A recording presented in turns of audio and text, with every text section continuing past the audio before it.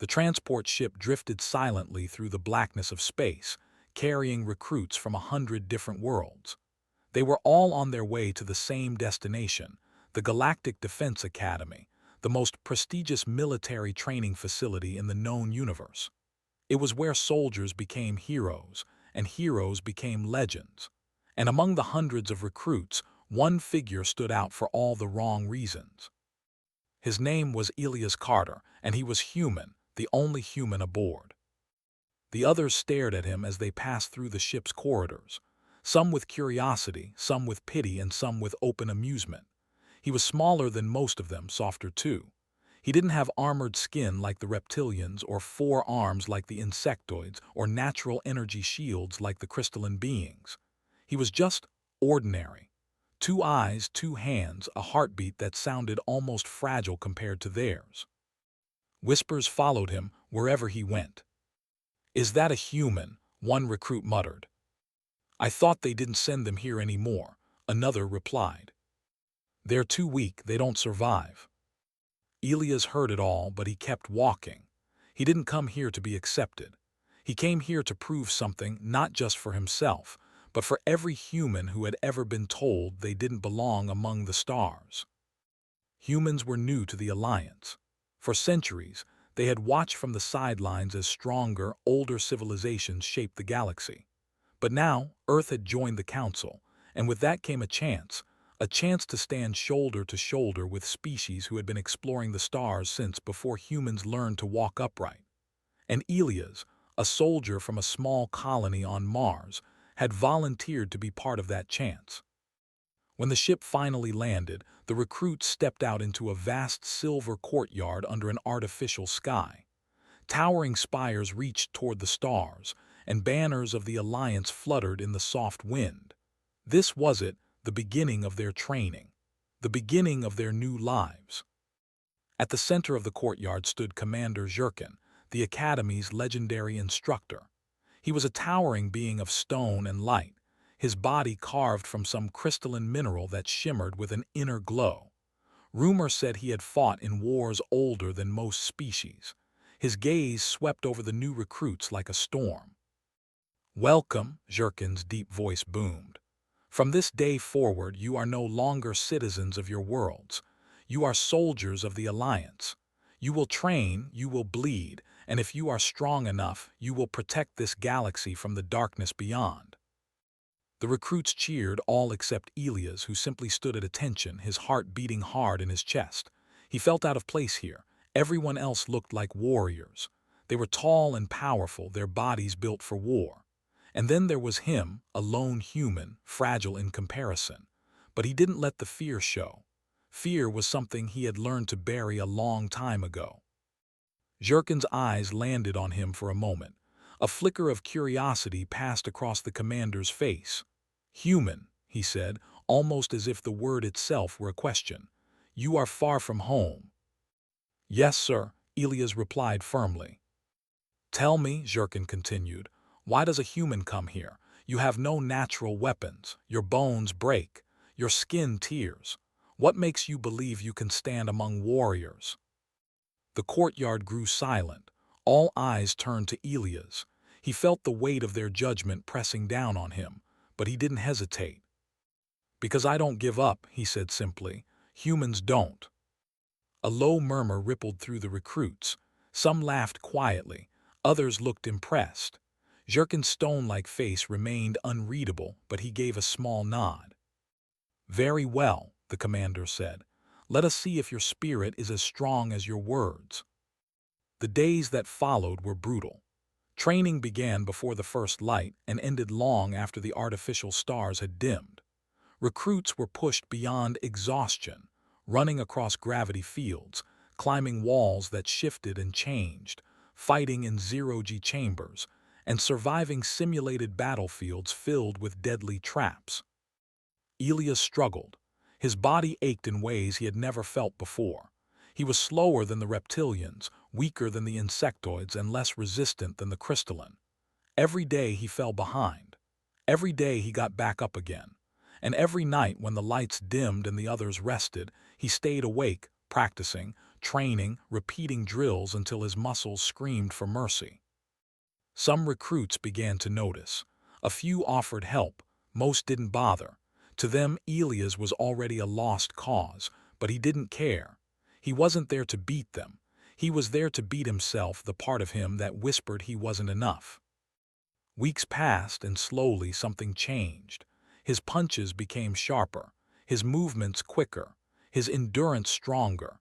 He still wasn't the best, not even close, but he was no longer the weakest. And for the first time, some of the others started to look at him with something more than amusement. They looked at him with respect.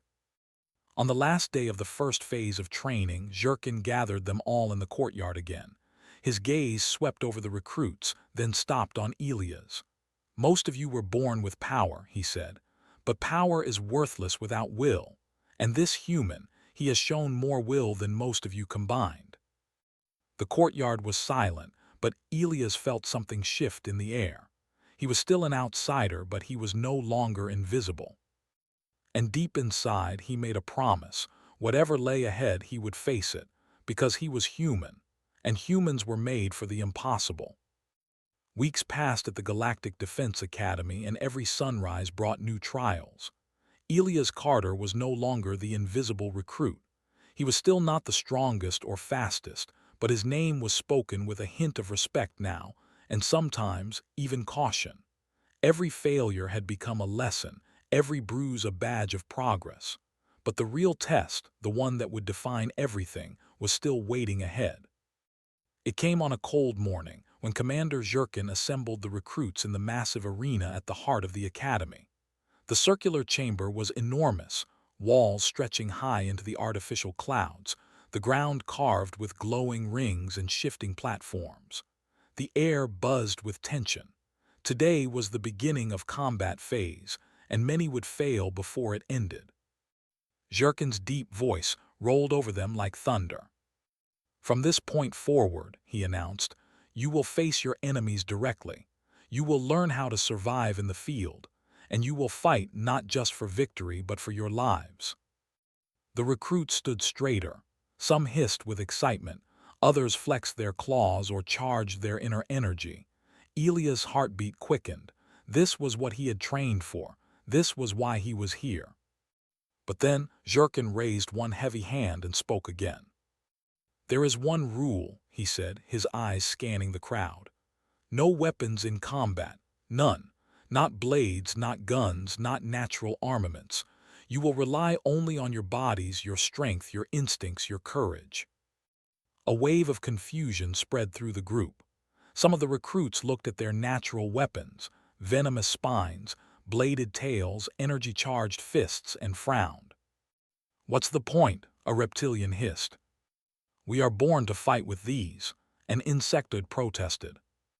Jurkin's gaze hardened. "If your weapon is taken from you, what are you? If your strength is stripped away, what remains? Only then do you learn what it means to be a warrior." The chamber grew quiet. Elias' lips curved into a small, knowing smile. He had no claws, no energy field, no natural weapons to lose. All he had was his body, and he had spent his whole life learning how to use it. The first matches were announced, and the arena burst into motion. Recruits clashed in pairs, testing each other's speed and strength. Some struggled without their usual powers. Others quickly adapted. But most were still sloppy, relying on brute force, on instinct alone. When Elias' name was called, a hush fell over the room.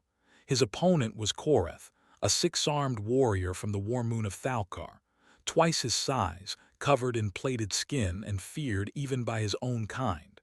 Koreth had mocked Elias from day one, calling him soft skin and ground-born. Now he looked eager to crush him in front of everyone. They stepped into the circle. The ground beneath them glowed with pale light. Jurkin raised his hand. "Begin!" Koreth roared and charged forward like a thunderstorm. His 6 fists swung like meteors, powerful enough to shatter bone. Elias moved not backward, not away, but around. He ducked under a heavy blow and sidestepped the next. He could feel the air tremble with every missed punch, but none touched him. "Stop running," Korath snarled, his rage growing. I'm not running, Elias said calmly. I'm learning.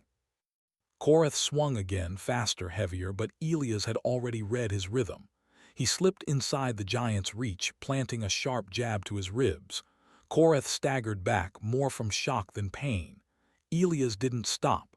Another strike, this time to the side of the jaw, then a third right under the chin.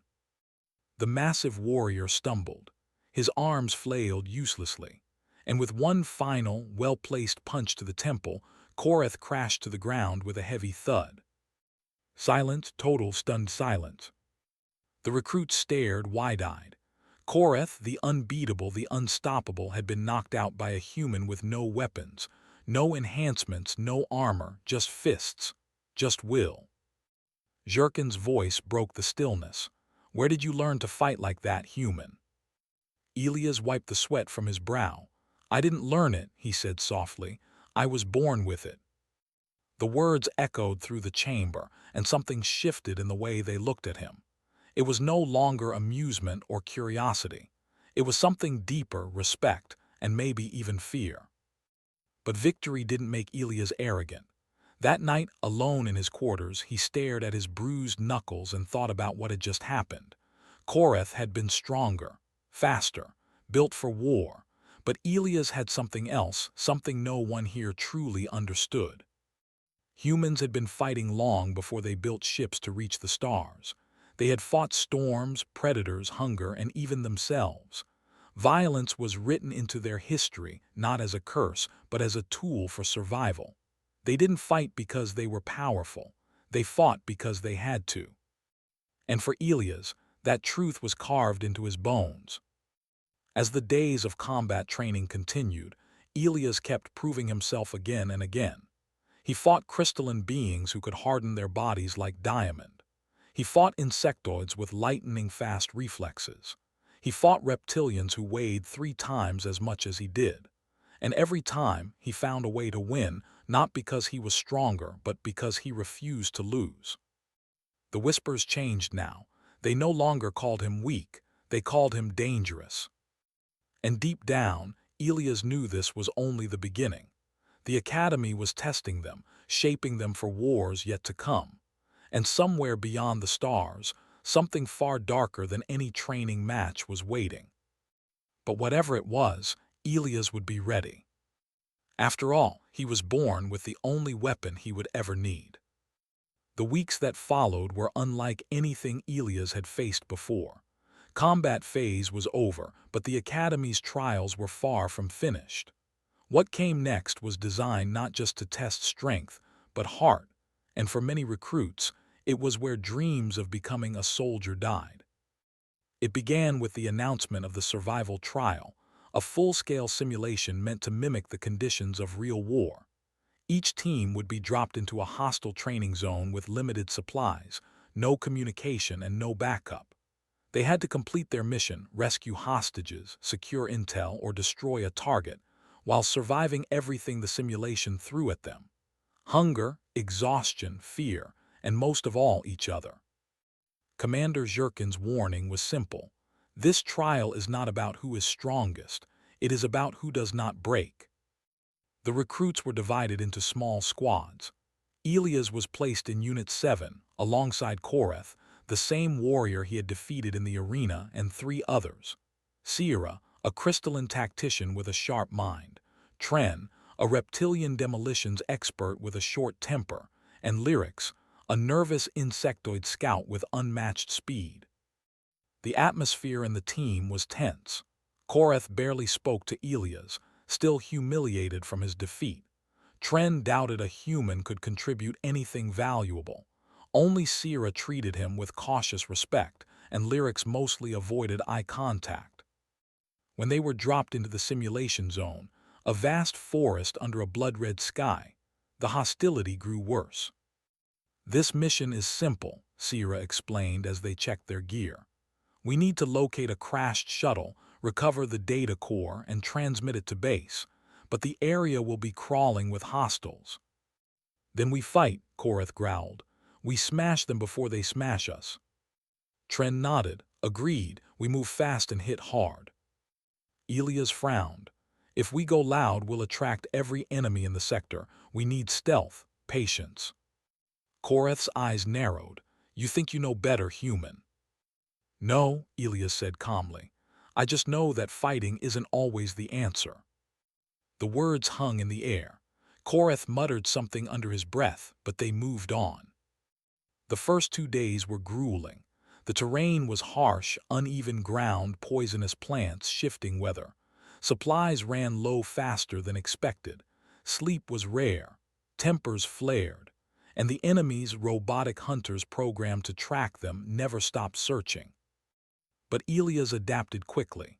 His endurance, forged from countless battles back on Earth, pushed him further than most expected. When others tired, he kept moving. When they argued, he stayed focused. And slowly, even Koreth began to see his value. On the third night, disaster struck. Their camp was ambushed. Metal hunters dropped from the trees like shadows, their glowing eyes cutting through the darkness. Chaos exploded. Blaster fire lit the night. Tren was injured. Lyrics panicked and ran. Sierra shouted orders, but no one could hear over the noise. Elias didn't think, he acted. He dragged Tren behind cover and patched his wound with what little supplies they had. Then he sprinted back into the fight, moving through the chaos with purpose. He used the environment, throwing rocks to distract the machines, luring them into traps, attacking from angles they didn't expect. He fought with fists, with broken branches, with anything he could find. One by one, the hunters fell, and when the last one dropped, silence returned to the forest. The team gathered around the fire, exhausted and shaken. Lyrics returned, ashamed. Tren, pale but alive, looked at Elias with new eyes. You saved my life, he admitted. Next time, Elias said gently, we save each other. Even Koreth was quiet. He didn't speak, but the hatred in his gaze had softened into something else, something like respect. They pressed on. Hunger gnawed at their stomachs. Sleep deprivation clouded their minds, but something had changed. They were no longer 5 strangers. They were becoming a team, and Elias was the one holding them together. On the final day, they reached the crashed shuttle. It was heavily guarded, dozens of enemy drones patrolling the perimeter. A direct assault would be suicide. We don't have the strength, Sierra whispered. We'll fail here. No, Elias said. We haven't come this far to fail. He came up with a plan, simple, risky, but possible. Lyrics would lure the patrols away. Tren would set a distraction with explosives. Koreth and Sierra would cover the perimeter. And Elias, he would go in alone. The plan worked almost. Elias slipped past the chaos and reached the data core, but as he pulled it free, alarms blared. A massive drone, twice his size, descended from the sky. It struck him hard, throwing him across the wreckage. His vision blurred. Pain roared through his body. But he got up. The drone swung again. He dodged barely. He was bleeding dizzy, but he kept moving. Every punch, every kick, every desperate strike he had ever learned came back to him now. This wasn't a simulation anymore. It was survival, and he had spent his entire life surviving. With a final roar, he drove a broken metal rod into the drone's core. Sparks exploded. The machine collapsed. When he staggered back to the team, data core in hand, they stared at him in stunned silence. You're insane, Tren muttered. Maybe, Elias said, smiling weakly, but we did it. They transmitted the data and completed the mission with minutes to spare. When they were extracted, Jurkin was waiting.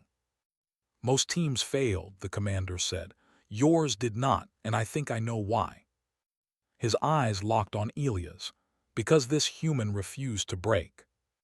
The words hit Elias deeper than he expected. For the first time, he felt he truly belonged here, not as a guest, not as a curiosity, but as a soldier. And as the trial ended, one thing became clear. The galaxy was beginning to understand what humans were capable of. The survival trial changed everything for Elias Carter. He was no longer the fragile outsider who had stepped off the transport ship weeks ago. He was a soldier now, tested, bloodied, and proven. The others saw it too. Where once there had been mocking whispers, now there were nods of respect. Where there had been doubt, there was silent acknowledgement. But even as the others began to believe in him, Elias himself started to doubt. The nights after the trial were restless. He would lie awake in his bunk, staring at the ceiling as fragments of memory drifted through his mind. Battles back on Earth, friends who never came home, the faces of enemies he had been forced to kill. He told himself it was all part of being a soldier, but a question kept whispering in the back of his mind, one he had never dared to speak aloud. What if they're right about us? The galaxy had always seen humans as dangerous, too emotional, too aggressive, too unpredictable. And now, after everything he had done, after the fights, the punches, the blood, Elias wondered if maybe they were right. Maybe violence was all he had to offer. The thought haunted him. Training continued. The academy didn't slow down for anyone's doubts. They moved into tactical operations, where teams had to coordinate in complex battle simulations. Elias was chosen as acting squad leader, a surprise to many, including himself. Human leading, Tren muttered when he heard the announcement. The galaxy truly is ending. Let's hope he doesn't get us all killed, Korath added with a half-smile that didn't quite reach his eyes. Despite the jokes, the team followed his lead. They trusted his instincts now, they had seen them save lives. But leadership was a heavy weight on Elias' shoulders. Every decision felt like a gamble, every order a risk. And the pressure of command brought his doubts closer to the surface. The first few missions went well. Elias coordinated stealth routes, planned ambushes, and made quick decisions that kept his team alive. But during a high-level simulation, an urban extraction under heavy fire, something went wrong. The plan was simple: infiltrate, rescue the captives, extract. But enemy resistance was heavier than expected. Tren was pinned down, Sierra was injured, and Lyrics froze under pressure, unable to move. "Fall back," Elias shouted. "We regroup at Point Echo." But Korath didn't listen. Driven by pride and fury, he charged ahead alone, cutting through enemy lines in a reckless attempt to complete the mission by himself. Elias chased after him, shouting for him to stop, but it was too late. A blast caught Korath in the chest and hurled him to the ground. The mission collapsed, they failed. Back at the debriefing hall, Zhirkin's words were colder than ever. "You made a critical error, human," the commander said, his stone-like face unreadable. "You lost control of your unit, and in war, losing control means losing lives." Elias stood in silence, shame burning in his chest. He had failed them, not because he wasn't strong enough, but because he wasn't good enough as a leader. That night the doubts returned stronger than ever. He sat alone in the training yard, the stars above him cold and distant. Sierra found him there, silent as always, and sat beside him. "You're blaming yourself," she said quietly. "I should," Elias replied. "I was in charge. Korath almost died because I couldn't control the situation." Sierra shook her head. "You can't control people, Elias. You can only lead them, and you did. Korath chose his own path." "Then maybe I'm not meant to lead," he muttered. She studied him with her crystalline eyes. "You know what I've learned about humans?" she asked. "You always doubt yourselves. Even when you win, even when you save lives, you still question if you deserve it. But that doubt, that's what makes you dangerous, because it means you never stop trying to be better." Her words sank deep into him. Maybe doubt wasn't weakness. Maybe it was the reason humanity kept pushing forward, never satisfied, never accepting failure as final. The next day, Elias met with Korath in the medical bay. The towering warrior was bruised but alive, his chest wrapped in bandages. "I told you to fall back," Elias said quietly. Korath looked at him with something that wasn't anger. "I know," he replied, "and I was wrong. I thought I didn't need your orders, but I did. We all did." There was a long silence between them, then Korath extended one of his massive hands. "I was wrong about you, human. You are not weak, and you are not just a fighter, you are a leader." Elias hesitated before shaking the alien's hand. The gesture, simple as it was, felt heavier than any metal. From that day on, Unit 7 grew stronger. They learned to trust not just Elias' strength but his judgment. And Elias learned to trust himself, not as a weapon, not as a tool of violence, but as something more. The next set of missions showed the change. They moved as one, fought as one, survived as one. And with every victory, Elias' doubt grew quieter. It never vanished, and maybe it never would, but now he understood that it was part of who he was. Late one evening, as he watched his team share stories around a campfire after a successful exercise, he realized something that brought a small, proud smile to his lips. He had come to the academy to prove that humans belonged among the stars, but somewhere along the way, he had proven something even more important, that he belonged here. And deep inside, where the fear and doubt once lived, a new voice began to whisper. You are more than your fists, more than your strength. You are the reason they stand. By the time Unit 7 completed their tactical training, they were no longer just a group of recruits. They were a team. They trusted one another in ways they hadn't before. They moved together like a single heartbeat, each knowing what the other would do without words. And at the center of that unity stood Elias Carter, once the outsider, now the soul of the squad. But the Galactic Defense Academy wasn't done testing them. The next phase wasn't about strength or survival, it was about sacrifice. Commander Zhurkin gathered the recruits in the great assembly hall one cold morning. The silence was heavy, the air filled with quiet anticipation. The commander's voice carried a weight none of them had heard before. Your next trial will not be a simulation, he said. It will be real. Murmurs spread through the crowd. Real? What did that mean? They were still trainees, they weren't ready for a real operation. Zhurkin continued. A distress signal has been detected on Theta 9, a remote mining colony attacked by raiders. The situation is unstable. The Alliance cannot deploy an entire fleet, but we will send a small unit, your unit.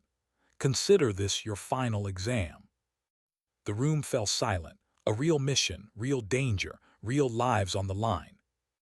Elias felt his chest tighten. This was everything he had trained for, but the thought of leading his team into actual battle filled him with a weight heavier than any simulation ever could. They departed the next day aboard a small dropship. As the black void of space stretched endlessly beyond the windows, Elias stared at the stars and felt the old doubts stir again. What if I fail? What if someone dies because of me? Korath placed a heavy hand on his shoulder. You've led us this far, he said quietly. We trust you, now trust yourself. Theta 9 was worse than they expected. Smoke rose from burning structures as their dropship touched down on the colony's scarred surface. The ground was littered with the remains of mining equipment, shattered homes, and signs of desperate resistance. Civilians were hiding in what shelters remained, and somewhere in the distance, the raiders were still out there. Sierra scanned the area. Signal confirmed. Survivors are trapped in the central dome. Hostiles are closing in. Then we get them out, Elias said. His voice was steady, but inside his heart pounded. They moved quickly through the ruined streets, using rubble for cover. Lyric scouted ahead, his sharp eyes picking out enemy positions. Tren prepared explosives to create diversions. Korath and Elias led the front, clearing paths with careful precision. Every corner was a risk. Every sound could mean ambush. Halfway to the dome, they were attacked.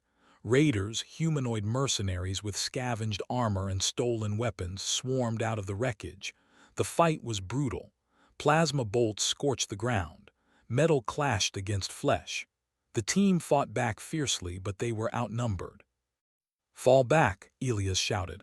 Regroup near the storage depot. They retreated under heavy fire, dragging Sierra with them after a blast knocked her off her feet.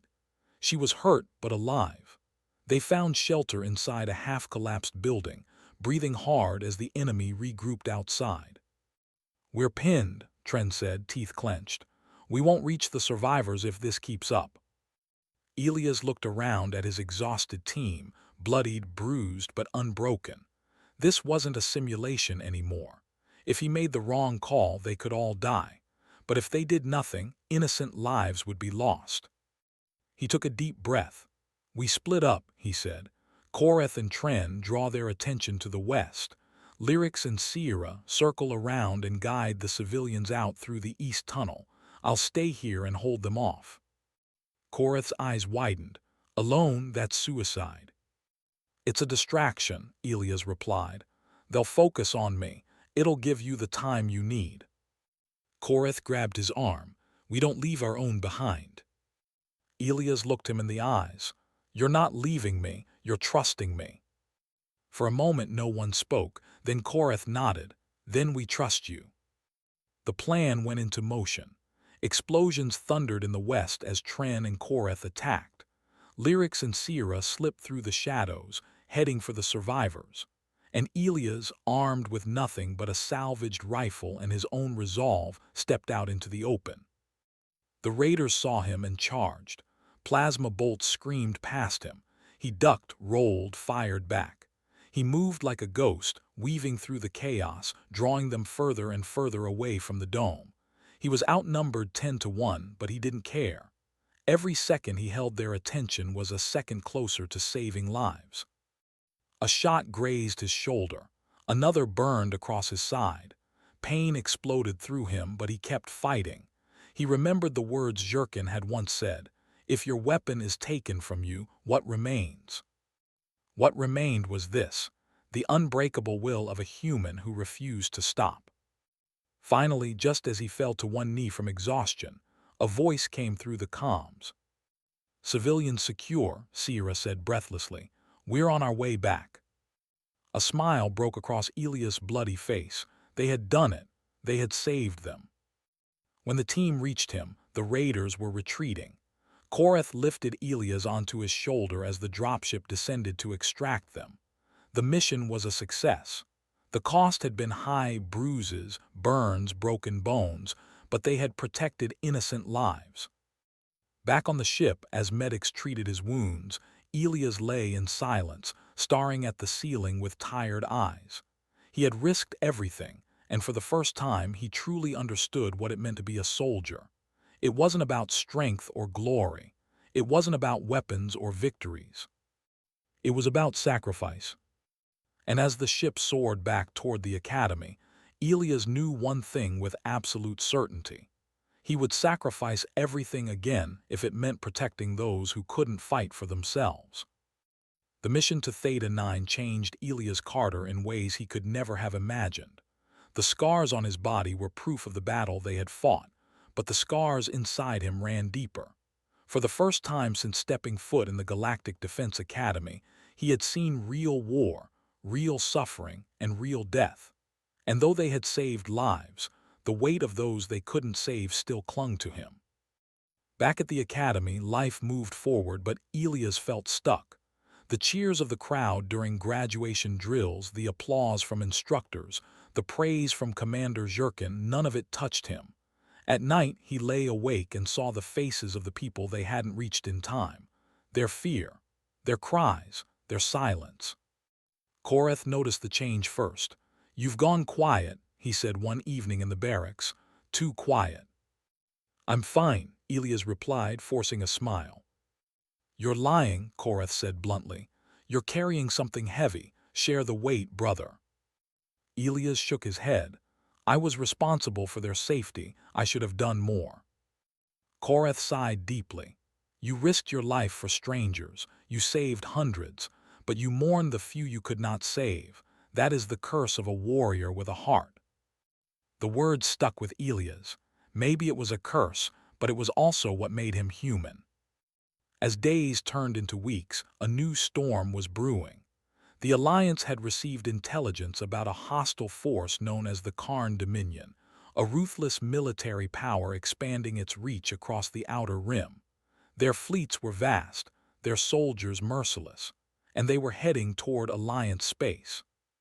For the Academy's final test, the recruits would not be sent into a simulation or a training mission.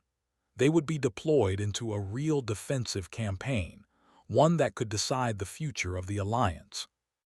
Commander Zhurkin addressed them with a gravity none had heard before. This will not be training, this will not be controlled. You are soldiers now, and soldiers protect. The news sent a wave of tension through the Academy. Recruits whispered about the Karn, about the worlds they had burned and the fleets they had crushed. Fear spread like wildfire. Even the bravest among them felt its cold grip. Elias did too, but fear was not new to him. He had lived with it all his life, and he had learned to walk through it. When the orders came, Unit 7 was assigned to the frontline defense of Epsilon Gate, a critical outpost guarding the path to Alliance core worlds. If the Karn broke through, countless lives would be lost. Their mission: hold the line until reinforcements arrived. The night before deployment, Elias stood alone on the observation deck, staring out at the stars. He thought of Earth, of the people who had doubted humanity's place in the galaxy. He thought of the faces on Theta 9 and the promise he had made to himself, that he would never let fear stop him from doing what was right. Sierra joined him quietly. "You're thinking too much again," she said softly. "I can't help it," he replied. "I don't know if I'm ready for this." "You are," she said simply, "because you care, and that's why people will follow you." The next morning they launched. The battle at Epsilon Gate was chaos. The Karn descended like a storm, black ships blotting out the stars, dropping legions of soldiers onto the battlefield. Explosions tore across the ground. Energy beams streaked through the air. The sky burned with fire and smoke. Unit 7 fought in the heart of the conflict. They moved like a single organism, Korath smashing through enemy lines with brute strength, Tren setting traps and explosives with ruthless precision, Lyrics darting between cover to relay information, Sierra calculating strategies in real time, and Elias always at the front leading them through the chaos. But the Karn were relentless. For every soldier they brought down, 3 more appeared. For every victory, a new wave followed. Hours turned into an endless struggle, and exhaustion crept into every muscle, every breath. Then disaster struck. A massive Karn assault walker broke through the defensive line, heading straight for the command center. If it reached its target, the entire outpost would fall.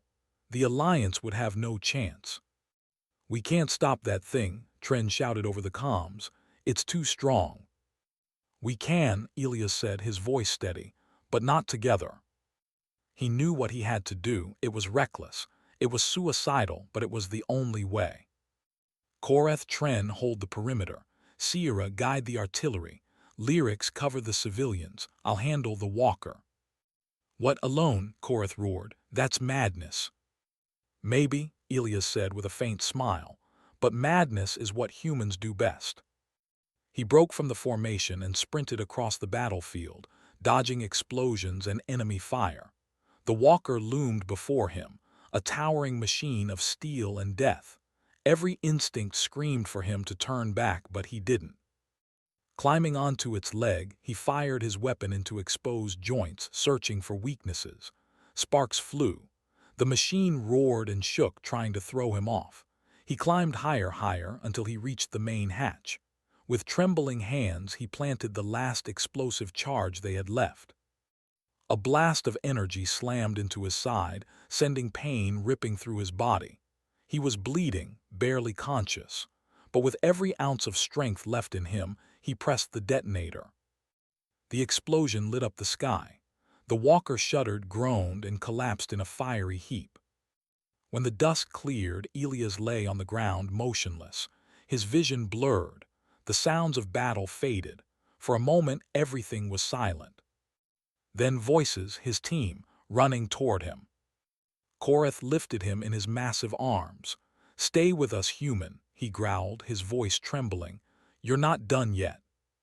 Through fading vision, Elias smiled. "We held the line, didn't we?" "Yes," Sierra whispered, tears shining in her crystalline eyes. "We did." As medics rushed in and the Alliance reinforcements arrived, the Karn retreated.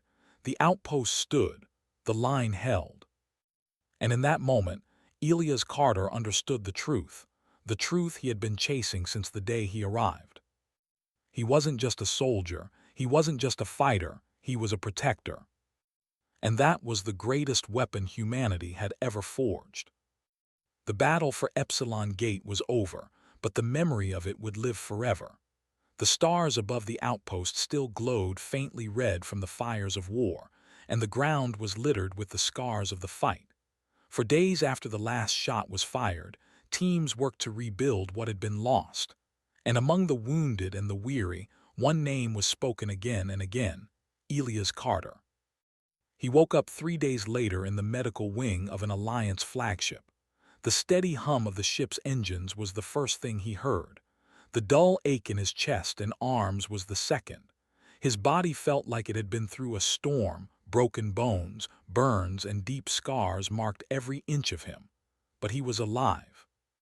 When his eyes opened, Korath was there, sitting beside the bed like a silent mountain. The huge warrior's usually fierce expression was softer than Elias had ever seen. "You finally decided to wake up," Korath said with a small smile. "How long was I out?" Elias asked, his voice weak. 3 days, Korath replied. 3 very long days. Elias tried to sit up, but the pain forced him back down. "The outpost, the civilians, did we hold the line?" Korath's smile widened.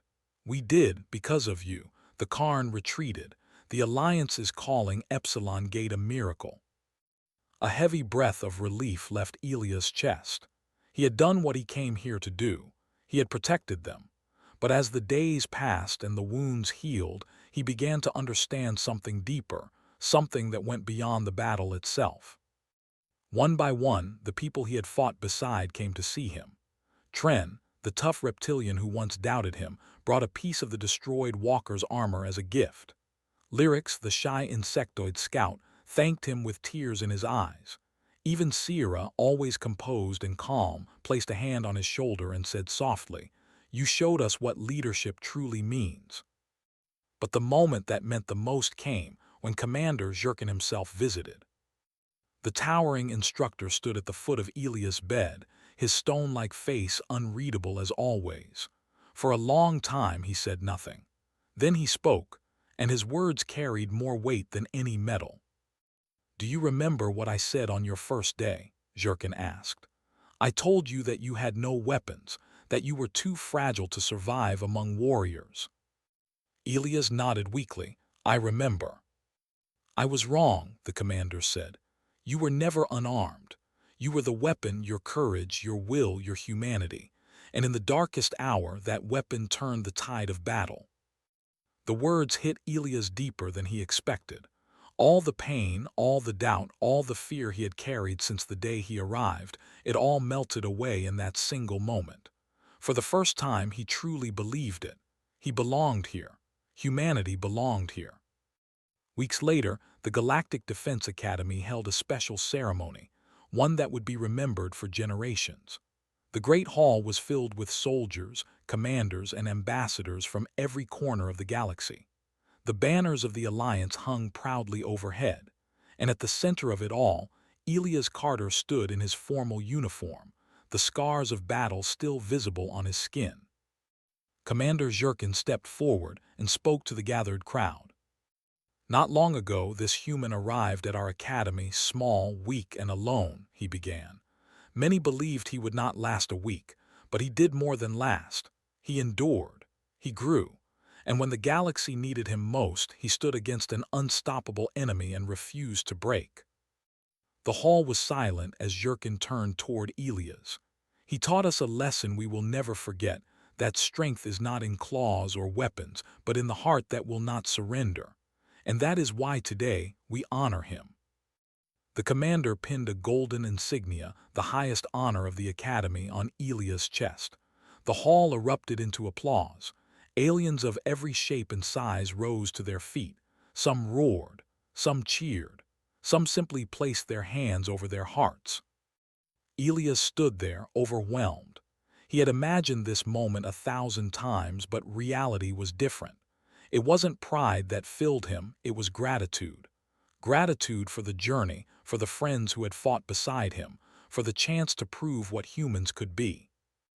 Later that night, when the ceremony was over and the crowds had gone, Elias walked alone through the quiet halls of the academy. He passed the training fields where he had first fallen and risen again.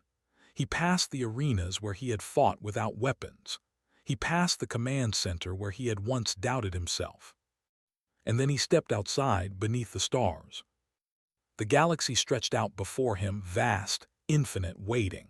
There would be more battles, more challenges, more enemies who believed humanity did not belong among the stars. But now Elias knew the truth. Humanity's place was not given. It was earned through sacrifice, through courage, through the unbreakable will to keep moving forward. Korath found him there, staring into the endless night. "What now, human?" he asked. Elias smiled, the faint glow of distant stars reflecting in his eyes. "Now," he said softly, "we build something worth protecting." And in that moment, standing beneath the same stars that once made him feel small, Elias Carter was no longer just a soldier. He was a symbol, a reminder that strength is not born from power, but from the refusal to give up. A reminder that humanity, for all its flaws and scars, would always rise.